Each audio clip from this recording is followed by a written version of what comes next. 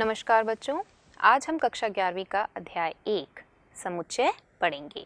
पिछले सत्र में हमने समुच्चय के अंदर उपसमुच्चय, घात समुच्चय और सार्वत्रिक समुच्चय पढ़ा था।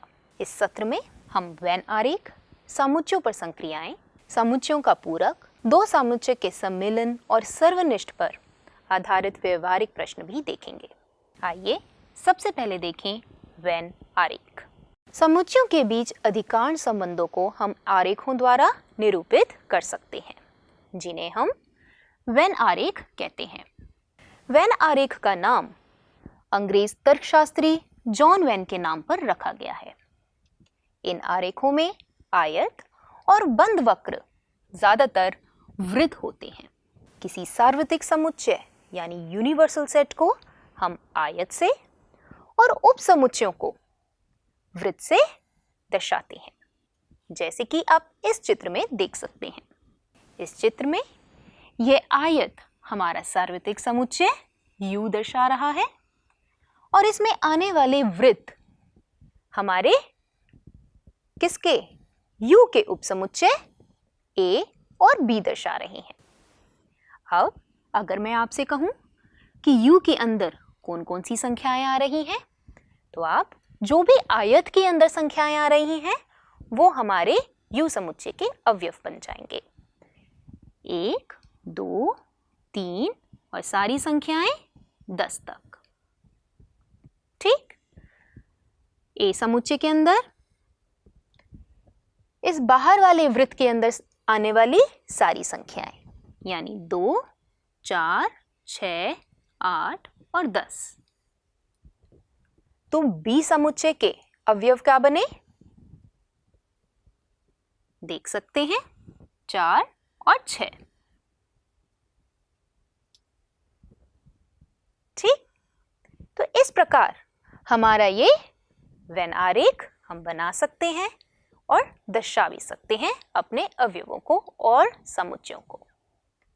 आइए अब आगे देखें समुच्चयों पर संक्रियाएं। हमारे पास कई संक्रियाएं हैं। क्या हैं वे? आइए उन्हें पढ़ते हैं। सबसे पहली समुच्चयों का सम्मिलन, जिसे हम अंग्रेजी में यूनियन ऑफ सेट्स भी कहते हैं। ये हमारा क्या कहता है? मान लीजिए A और B हमारे पास कोई भी दो समुच्चय हैं। A और B का सम्मिलन यानी यूनियन वह समुच्चय है जिसमें A के सभी अवयव हैं एवं B के भी सारे अवयव हैं, परंतु जो उभयनिष्ठ अवयव हैं वो केवल एक बार लिखे जाएंगे। प्रतीकात्मक रूप में आप देख सकते हैं A सम्मिलन B बराबर वह सारे सदस्य जो कि A में भी हैं या फिर B में हैं। प्रतीक सम्मिलन का हम इस प्रकार दर्शाते हैं, जो कि अक्षर U जैसा दिख रहा है। अगर मैं आपसे कहूं कि आप इन A और B समुच्चय का सम्मिलन निकालिए, तो आप क्या निकालेंगे? आपको क्या लेना है? सारे अवयव जो A में भी आ रहे हों और B में भी आ रहे हों, यानी 1, 2 और 3 सारे अवयव ले लिए हमने। ध्यान देंगे 2 जो है हमारा वो हमने सिर्फ एक बार लिया है। हम देख सकते हैं जो सारे अवयव जो उभयनिष्ठ अवयव होते हैं वो केवल एक बार ही लिखते हैं। तो हमारा A सम्मिलन B क्या बना? समुच्चय जिसमें 3 अवयव हैं, 1, 2 और 3। इसको अगर हम वेन आरेख के रूप में दर्शाएं तो क्या बनेगा? ये हमारा सार्वत्रिक समुच्चय U, ये दो वृत्त हमारे दो समुच्चय दर्शा रहे हैं A और B। जो हमने इन रेखाओं से बना रखा है यानी ये भाग, ये सारा भाग हमारा क्या दर्शा रहा है? A सम्मिलन B। ठीक। आइए अब इस संक्रिया पर हम कुछ गुणधर्म पढ़ें। सबसे पहला गुणधर्म क्रम विनिमय नियम, जिसे हम अंग्रेजी में कम्यूटेटिव लॉ भी कहते हैं। ये क्या कहता है कि हमारा जो क्रम है वो मायने नहीं रखता। मतलब ए सम्मिलन बी करें या बी सम्मिलन ए करें, हमें दोनों सूरतों में बराबर और समान समुच्चय मिलेगा। आइए उदाहरण से देखें। ए और बी, ए सम्मिलन बी अभी हमने देखा 1, 2 और 3 आ रहा है। अगर मैं आप बी यूनियन ए यानी बी सम्मिलन ए निकालना चाहें तो क्या मिलेगा? 2 और 3, और इसमें 1 और 2, 2 हमारे पास पहले ही आ चुका है तो हमें सिर्फ 1 लिखना है। देख सकते हैं ए सम्मिलन बी और बी सम्मिलन ए बराबर आ रहा है। आइए अब दूसरे नियम पे चलें।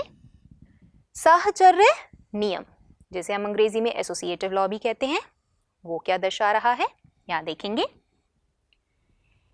ए सम्मिलन बी अगर हम पहले कर लें और उसके बाद उत्तर का सम्मिलन हम सी के साथ करें तो वो बराबर होगा किसके? अगर हम सबसे पहले बी का सी के साथ सम्मिलन करें और इस पूरे समुच्चय का सम्मिलन ए के साथ करें, यानी कोष्टक का यहां मान्य नहीं रहता। हम कोष्टक कहीं भी लगाएं, हमारा जो उत्तर है वो बराबर यानी समान ही आता है। इसको भी आइए उदाहरण के रूप में इसे देखें। सबसे पहले उल्टे हाथ पे ए यूनियन बी यानी ए सम्मिलन बी, 1, 2, 3 आ रहा था। अब इस समुच्चय को हमने सी के साथ सम्मिलन किया तो ये हमारा बना 1, 2, 3, 4 और 5। ठीक, अब सीधे हाथ पे देखेंगे हमारे पास क्या क्या दिया हुआ है और क्या क्या हमें निकालना है। बी सम्मिलन सी निकालेंगे सबसे पहले। ठीक है, तो बी सम्मिलन सी हमारे पास क्या आया? 1, 2, 3, 4 और 5। इस समुच्चय का ए के साथ सम्मिलन करना है।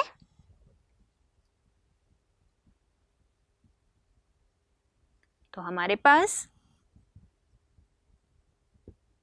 समुच्चय आया जिसके अंदर अवयव है 1, 2, 3, 4 और 5। देख सकते हैं उल्टा हाथ और सीधा हाथ बराबर यानी दोनों का समुच्चय समान आ रहा है। यही हमारी साहचर्य जो नियम है बताता है। आइए अगला नियम देखें। अगला नियम है हमारा तत्समक नियम। ध्यान देंगे, इस ए समुच्चय के अंदर अगर मैं रिक्त समुच्चय का सम्मिलन करूं तो क्या मिलेगा? रिक्त समुच्चय यानी इसमें ए भी अवयव नहीं है, यानी ए समुच्चय में मैं कोई भी अवयव नया नहीं डाल रही हूं। अगर कोई भी नया अवयव नहीं डाल रहे हैं तो यानी हमारे पास उत्तर के अंदर वही पहले वाला समुच्चय यानी समुच्चय ए मिलेगा। तो ए सम्मिलन रिक्त समुच्चय बराबर में समुच्चय ए आता है।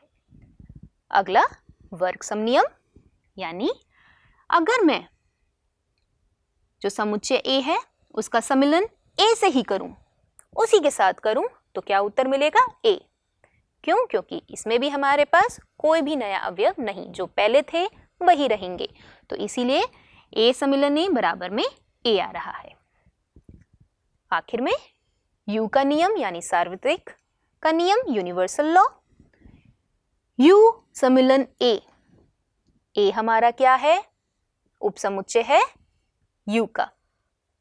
तो यानी जो ए के सारे अवयव हैं वो यू में भी हैं और हमें सम्मिलन में सारे अवयव लेने होते हैं। तो यानी जो हमारा यू सम्मिलन ए बना वो क्या बना? यू ही बना। क्यों? जो समुच्चय यू है उसके अंदर हमारे पास ए के सारे समुच्चय के अवयव आ रहे हैं। ठीक, आइए अब अगला संक्रिया पढ़ें। जो अगली हमारी संक्रिया है उसे देखते हैं। अगली संक्रिया यानी जो हमारा ऑपरेशन है वो क्या है? समुच्चयों का सर्वनिष्ठ। इसे हम अंग्रेजी के अंदर इंटरसेक्शन भी कहते हैं। ये हमें बताता है समुच्चय ए और बी का सर्वनिष्ठ उन सभी अवयवों का समुच्चय है जो ए और बी दोनों में उभयनिष्ठ है। यानी ए और बी में जो सारे कॉमन यानी जो दोनों के अंदर अवयव आ रहे हों, अगर हम उन अवयवों का समुच्चय बना लें तो वह समुच्चय हमारा सर्वनिष्ठ समुच्चय कहलाता है। ठीक, किनका? दोनों समुच्चयों का। प्रतीकात्मक रूप में ए सर्वनिष्ठ बी बराबर में समुच्चय सारे उन सदस्यों का जो ए का भी सदस्य है और बी समुच्चय का भी सदस्य है। प्रतीक, इस प्रतीक से हम सर्वनिष्ठ को लिखते हैं, जो कि अंग्रेजी शब्द यू के उल्टे के समान आ रहा है। अगर हम उल्टा कर दें तो इस प्रकार दिखेगा। अब इसी पे अगर मैं आपसे कहूं मेरे पास दो समुच्चय हैं, देख सकते हैं। ए समुच्चय के अंदर दो अवयव 1 और 2, बी समुच्चय के अंदर दो अवयव 2 और 3। अगर मैं आपसे कहूं इन दोनों समुच्चय का सर्वनिष्ठ निकालिए तो क्या आप लिखेंगे? ए सर्वनिष्ठ बी बराबर में दोनों समुच्चय के अंदर कितने अवयव उभयनिष्ठ हैं? केवल 1 और वह अवयव 2 है। ठीक, अब आरेख द्वारा अगर हमें इसे दर्शाना हो तो कैसे दर्शाएंगे? देख सकते हैं ये आयत हमारा सार्वत्रिक समुच्चय, दो समुच्चय हमारे पास ए और बी, तो ये दोनों वृत्त एक एक हमारा समुच्चय ए और समुच्चय बी दिखा रहा है। देखेंगे दोनों समुच्चय में हमारे पास कुछ उभयनिष्ठ भाग है। यह उभयनिष्ठ भाग हमारा समुच्चय ए और बी का सर्वनिष्ठ दर्शा रहा है, यानी ए सर्वनिष्ठ बी। यानी अगर मुझे यह दिखाना है ए सर्वनिष्ठ बी जो कि अवयव 2 है, तो मैं कहां लिखूंगी इस वेन आरेख में? यहां। ठीक, आइए अब इसके कुछ गुणधर्म देखें।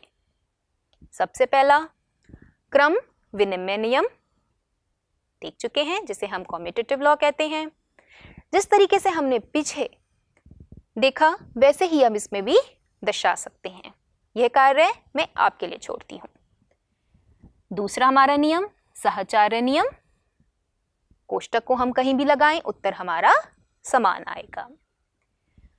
तीसरा तत्समक का नियम। अब इसमें क्या है?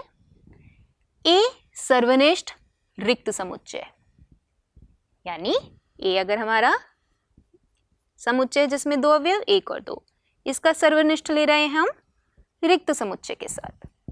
रिक्त समुच्चय में एक भी अवयव नहीं, इसमें दो कितने हैं अवयव समुच्चय ए में। कोई अवयव हमारा उभयनिष्ठ हो सकता है? नहीं, कोई भी अवयव ऐसा नहीं है, तो यानी सर्वनिष्ठ क्या निकलेगा हमारा? रिक्त समुच्चय। ठीक, अगला वर्ग सम नियम। वही ए सर्वनिष्ठ ए करें तो क्या आएगा? ए सर्वनिष्ठ ए करेंगे, ए के सारे अवयव उभयनिष्ठ हो जाएंगे, तो यानी ए सर्वनिष्ठ ए बराबर हमें समुच्चय ए ही मिलेगा। यू का नियम, यू सर्वनिष्ठ ए बराबर में ए आ रहा है। ये क्या है? यू सार्वत्रिक समुच्चय, ए हमारा कोई भी समुच्चय दिया हुआ है जो कि उप समुच्चय है यू का। ध्यान देंगे मैंने अभी आपको बोला ए जो है उप समुच्चय है यू का, यानी ए के सारे अवयव यू के अंदर आ रहे हैं। जब सारे के सारे अवयव ए के यू में आ रहे हैं, इसका मतलब सारे के सारे जो अवयव ए के हैं वह उभयनिष्ठ अवयव हो गए। तो हमारा U सर्वनिष्ठ A क्या मिलेगा, किसके बराबर होगा, समुच्चय A के बराबर। ठीक, अब आखिरी नियम देखेंगे, ध्यान देंगे। इसके अंदर हमारे पास दोनों संक्रियाएं हमने इसमें इस्तेमाल करी हैं, सम्मिलन भी और सर्वनिष्ठ भी। इस नियम को हम कहते हैं वितरण या बंटन नियम। इसे हम अंग्रेजी में डिस्ट्रीब्यूटिव लॉ भी कहते हैं। वह क्या बता रहा है, अगर हम B सम्मिलन C करें और इसके बाद A के साथ इसका सर्वनिष्ठ लें तो वो किसके बराबर होगा, अगर हम A सर्वनिष्ठ B और A सर्वनिष्ठ C का सम्मिलन लें, इसके बराबर होगा। आइए देखते हैं इसे उदाहरण से। उल्टे हाथ में सबसे पहले लिखेंगे हम B सम्मिलन C। तो हमारे पास क्या मिला, 1 2 3 4 और 5। अब B सम्मिलन C का मुझे सर्वनिष्ठ निकालना है A के साथ।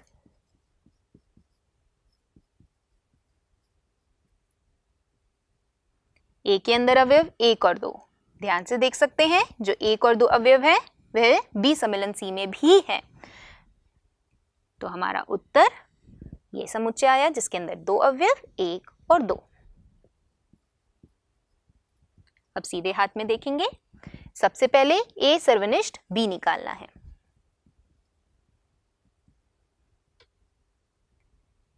A सर्वनिष्ठ B देख सकते हैं, संख्या 2 है जो हमारी उभयनिष्ठ संख्या है। तो A सर्वनिष्ठ B बराबर एकल समुच्चय जिसके अंदर 2 हमारा अवयव है। अब A सर्वनिष्ठ C निकालना है। A सर्वनिष्ठ C, इसमें भी एक अवयव आया जो कि उभयनिष्ठ है। अब इन दोनों को हमें सम्मिलन निकालना है, इन दोनों का। तो अगर इन दोनों का हम सम्मिलन निकालते हैं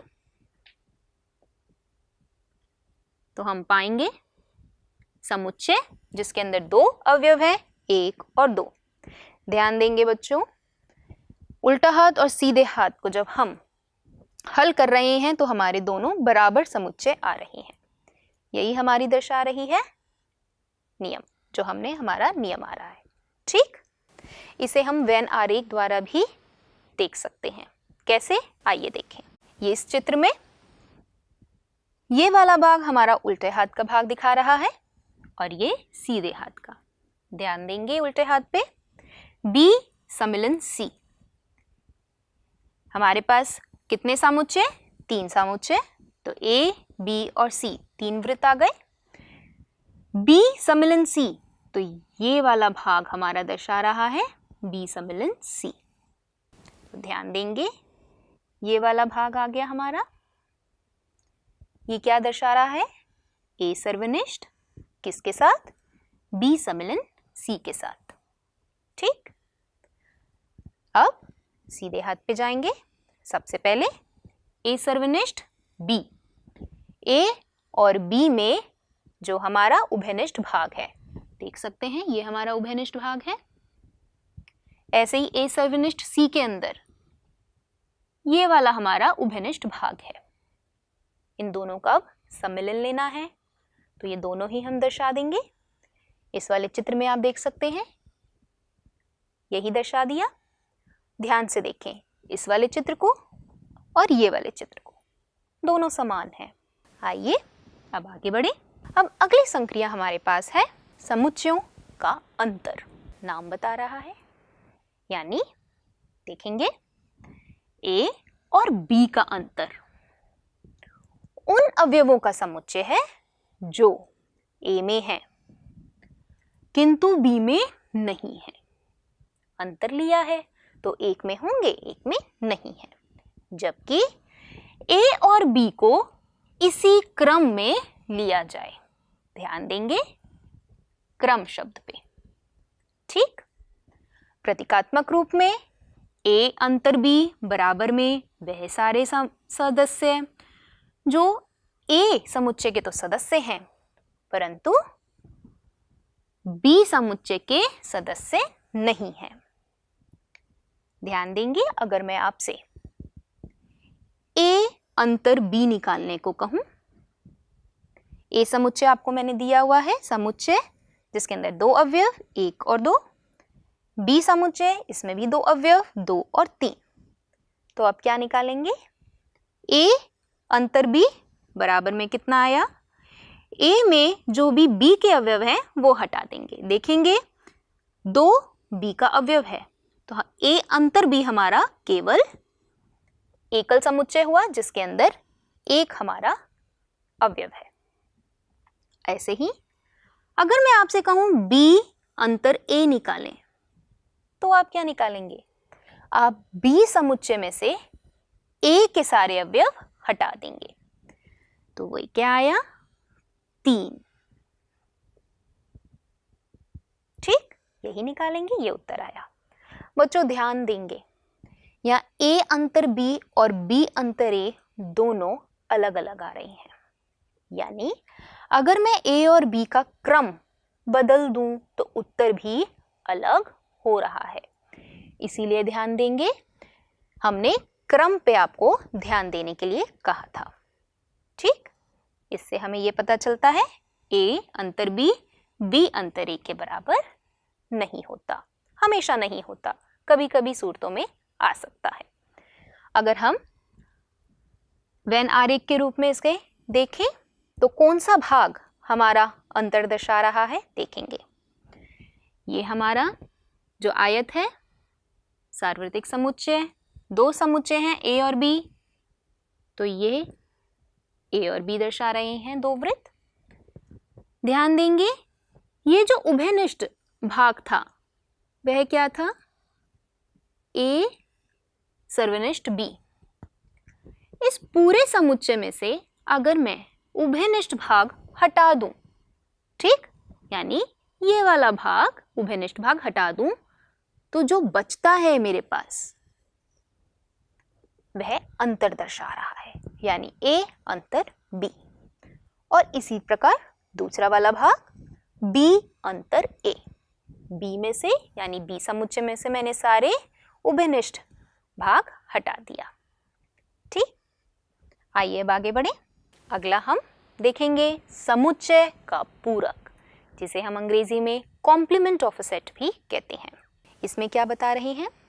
मान लीजिए हमारे पास U एक सार्वत्रिक समुच्चय है, यानी यूनिवर्सल सेट है, और A U का एक उपसमुच्चय है। तो A का जो पूरक होता है वह उन अवयवों का समुच्चय होता है जो U का तो अवयव है परंतु A का अवयव नहीं है, बिल्कुल ही अंतर की तरह। यानी मुझे क्या करना है? U अंतर A निकालना है। ठीक, देख सकते हैं आप प्रतीक के रूप में हम A के ऊपर छोटा सा ये जो डैश लगाते हैं, ये हमारा A का पूरक दर्शा रहा है। प्रतीकात्मक रूप में A का पूरक बराबर वह सारी संख्याएं यानी वह सारे सदस्य जो समुच्चय U का सदस्य हैं पर समुच्चय A के सदस्य नहीं। उदाहरण ले लेते हैं। उदाहरण में आपको कहूं, मुझे इस A समुच्चय का पूरक निकालिए। सार्वत्रिक समुच्चय मैंने आपको दिया हुआ है, तो आप क्या निकालेंगे? तो हमारे पास कौन कौन सी संख्याएं आई? 3, 4, 5 और 6। ठीक, 1 और 2 हमने इसलिए नहीं ली क्योंकि 1 और 2 हमारी समुच्चय A में आ रही हैं। हमारी संख्याएं समुच्चय A में नहीं आनी चाहिए। तो पूरक A क्या बना? समुच्चय 3, 4 जिसके अवयव हैं 3, 4, 5 और 6। ठीक, आइए इसे अगर मैं आपको दर्शाने के लिए कहूं तो आप कैसे दर्शाएंगे? ये हमारा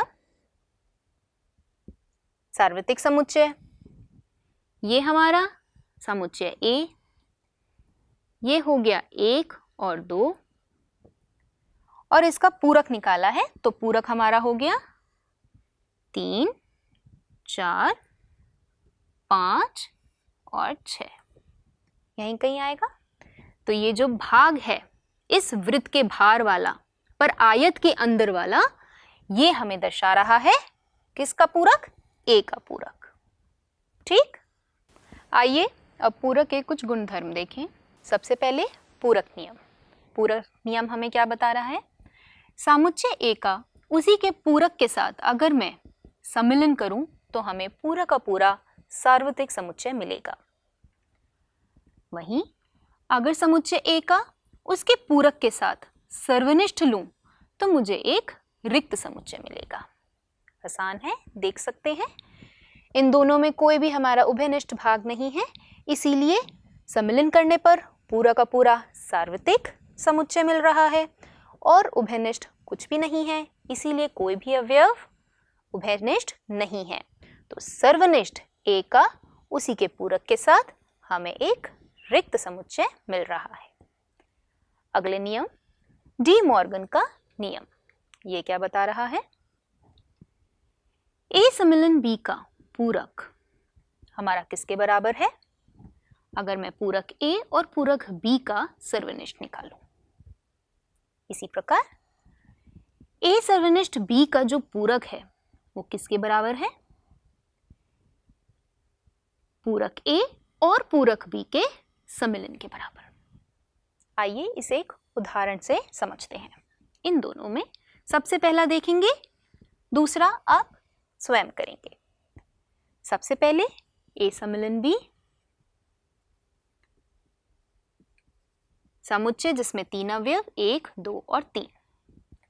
इसका अगर मैं पूरक निकालूं तो आप क्या निकालेंगे?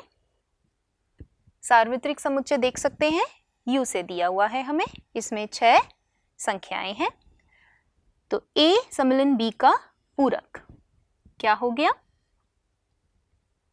4, 5 और 6, यानी समुच्चय जिसके अंदर 3 अवयव और वे कौन सी संख्याएं हैं? 4, 5 और 6। अब सीधे हाथ पे देखेंगे।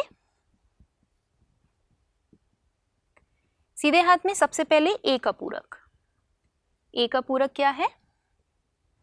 3, 4, 5, 6। ये आएंगे, ये होंगे हमारे सदस्य ए के पूरक के। ऐसे ही बी का पूरक निकालने पर हम देखेंगे 1, 4, 5 और 6। ये हमारे सदस्य बन रही हैं बी के पूरक के। अब इन दोनों समुच्चयों का हमें क्या निकालना है? सर्वनिष्ठ। तो ए पूरक सर्वनिष्ठ बी का पूरक। ये 3 अवयव हमारे उभयनिष्ठ अवयव है, संख्याएं जो हमारी उभयनिष्ठ हैं दोनों में आ रही हैं, तो ये हमारा सर्वनिष्ठ हो गया। तो ए पूरक बी पूरक का जो सर्वनिष्ठ है वह समुच्चय है जिसमें 3 अवयव हैं, 4, 5 और 6। ध्यान देंगे उल्टा हाथ और सीधे हाथ पे हमें दोनों में समान समुच्चय मिल रही है। ये हमारा डी मॉर्गन का नियम दर्शा रहा है। इसी प्रकार आप दूसरा भी देख सकते हैं। अब हम देखेंगे द्विपूरक नियम। ये क्या दर्शा रहा है? अगर मैं ए पूरक का दोबारा से पूरक निकालूं तो वह ए ही आएगा, यानी जो ए समुच्चय लिया है उसका पूरक निकालने पहले और फिर उस पूरक का फिर से पूरक निकालें तो वह पहले वाला जो हमने समुच्चय लिया है वह ही आएगा। आइए आखिरी देखें, बड़ा सरल है। हमारा रिक्त समुच्चय का अगर मैं पूरक निकालूं तो वह पूरा का पूरा सार्वत्रिक समुच्चय है, और सार्वत्रिक समुच्चय का अगर मैं पूरक निकालूं तो हमारे पास कुछ भी नहीं बचेगा, कोई भी अवयव नहीं होगा, तो वो हमारा रिक्त समुच्चय दर्शा रहा है। ठीक, आइए अब आगे बढ़ें। ये बिंदुओं पे आप ध्यान देंगे। यदि अगर हमारे पास 2 समुच्चय हैं ए और बी उपसमुच्चय है ए का, तो ए सम्मिलन बी ए के बराबर। ऐसे ही बी उपसमुच्चय है ए का, तो ए सर्वनिष्ठ भी बी के बराबर होगा। तीसरा बिंदु क्या कह रहा है? यदि ए सार्वत्रिक समुच्चय U का एक उपसमुच्चय है, ठीक, तो इसका जो पूरक होगा वह भी समुच्चय U का उपसमुच्चय होगा। इस बिंदु पे देंगे ध्यान। यदि A और B दो समुच्चय हैं और इन दोनों का सर्वनिष्ठ निकालें तो वह एक रिक्त समुच्चय आ रहा है। ऐसे समुच्चयों को एक हम खास नाम देते हैं और इन समुच्चयों को हम असंयुक्त समुच्चय कहते हैं, जिसे हम अंग्रेजी में डिसजॉइंट सेट्स के नाम से भी जानते हैं। तो ध्यान देंगे, आप देखेंगे इस वेन आरेख के अंदर ये A समुच्चय, ये B समुच्चय, ये उभयनिष्ठ भाग हमारा A सर्वनिष्ठ B दर्शा रहा था, ये A अंतर B, और ये वाला भाग B अंतर A। इन तीनों भागों को अगर मैं अलग अलग लूं तो इनमें कोई भी उभयनिष्ठ भाग नहीं है। वही हमारा आखिरी बिंदु हमें दर्शा रहा है। समुच्चय A अंतर B, A सर्वनिष्ठ B और B अंतर A परस्पर असंयुक्त होते हैं। यानी मैं किसी भी दो समुच्चय को उठा लूं तो उनका सर्वनिष्ठ हमेशा क्या मिलेगा? रिक्त समुच्चय मिलेगा। ठीक, क्योंकि उन दोनों में कोई भी उभयनिष्ठ भाग नहीं है, उभयनिष्ठ अवयव नहीं मिलेगा। यही हमारा यहाँ दर्शा रहा है। आइए अब कुछ खास सूत्र देखें। इसके अंदर आप देख सकते हैं A सम्मिलन B के अंदर जितने भी अवयवों की संख्याएं हैं वे किसके बराबर है? A समुच्चय के अंदर अवयवों की संख्या जमा B समुच्चय के अंदर अवयवों की संख्या घटा A और B के जो सर्वनिष्ठ है उसमें अवयवों की संख्या। अब इसी प्रकार हमारे पास अगला सूत्र, जब हमारे पास तीन समुच्चय हैं। ठीक, आइए अब इनके ऊपर हम कुछ व्यवहारिक प्रश्न देखें। सबसे पहले, यदि x और y दो ऐसे समुच्चय हैं जिसके अंदर x सम्मिलन y में 50 अवयव हैं, x में अवयव 28 हैं और y में अवयव 32 हैं, तो हमें क्या निकालने हैं? हमें x सर्वनिष्ठ y के अंदर कितने अवयव हैं वह देखने हैं। तो पहले लिख लेते हैं हमारे पास प्रश्न में क्या क्या दिया हुआ है। x सम्मिलन y के अंदर अवयवों की संख्या 50, समुच्चय x के अंदर सदस्यों की संख्या 28 और ऐसे ही समुच्चय y के अंदर अवयवों की संख्या 32। अभी हमने सूत्र पढ़ा, सूत्र हमें क्या बता रहा है? ध्यान देंगे,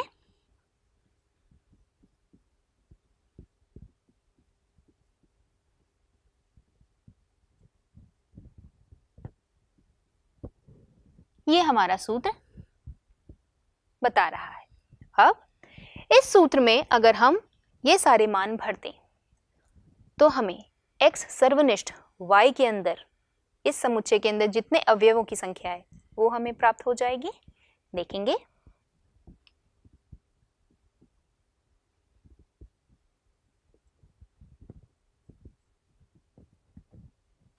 हमारे पास क्या मिला इसे हल करके?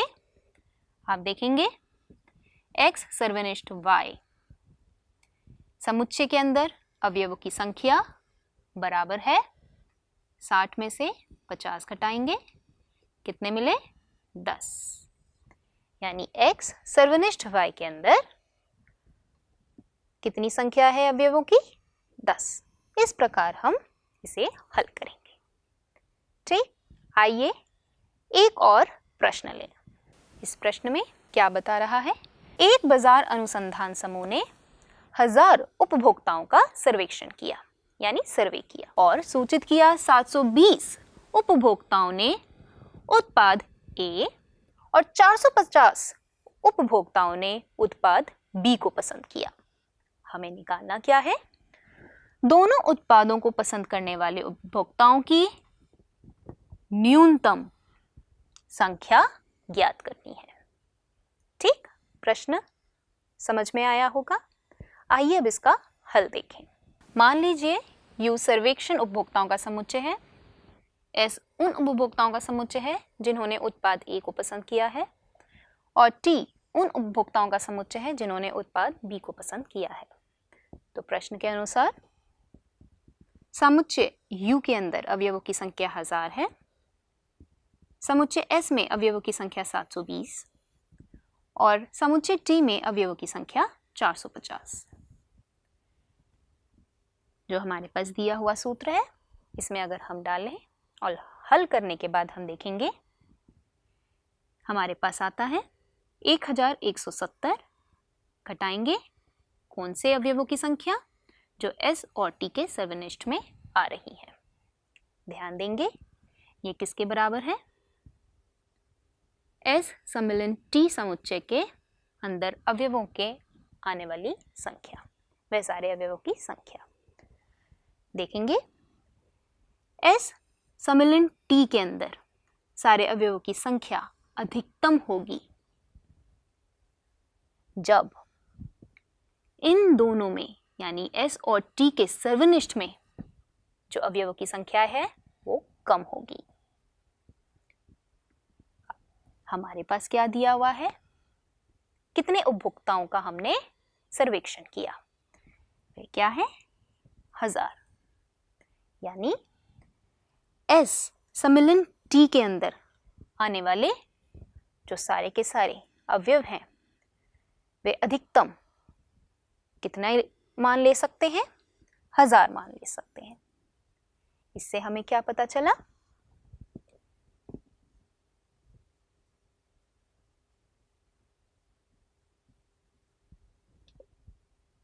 इस व्यंजक को अगर हम हल करेंगे तो इसकी संख्या हमारी किसके संख्या से कम या फिर बराबर होगी, 1000। और हल करने पर हम पाएंगे S सर्वनिष्ठ T समुच्चय यानी S और T में जो क्या आ रहे हैं, उभयनिष्ठ अवयव आ रहे हैं, उनकी संख्या क्या है, 170 से बड़ी है या फिर उसके बराबर। अब ध्यान देंगे S और T क्या है, उपभोक्ताओं का समुच्चय जिन्हें दोनों उत्पाद A और B पसंद है। अतः हमारा हल क्या हुआ, दोनों उत्पादों को पसंद करने वाले उपभोक्ताओं की न्यूनतम संख्या, देखेंगे न्यूनतम संख्या 170 है। ठीक, तो बच्चों आज के इस सत्र में हमने पैनारेख पढ़ा, समुच्चयों की संक्रियाएं, समुच्चयों का पूरक एवं कुछ व्यवहारिक प्रश्न भी देखे। आशा करते हैं इस सत्र में आपको आनंद आया होगा और समझ आया होगा। धन्यवाद।